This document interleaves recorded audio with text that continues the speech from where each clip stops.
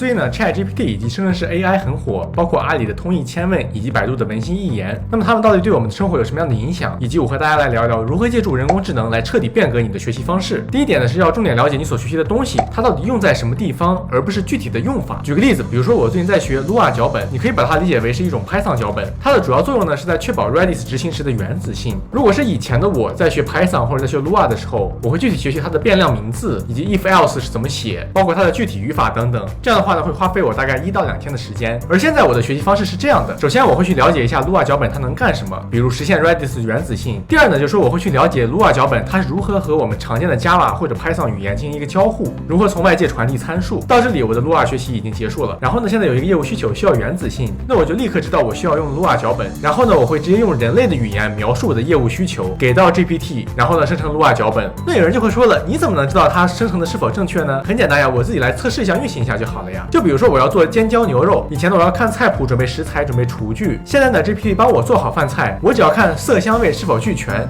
是故意的还是不小心，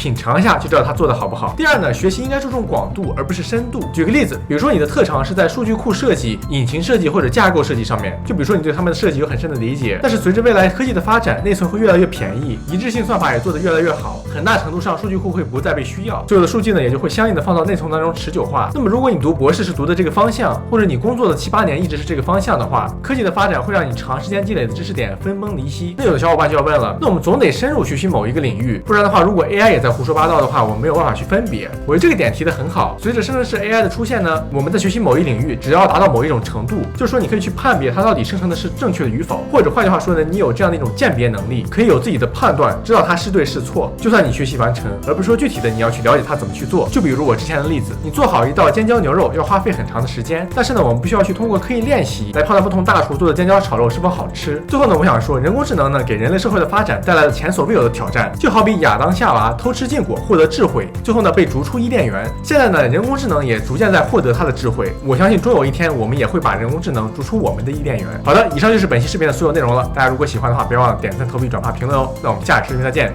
拜拜。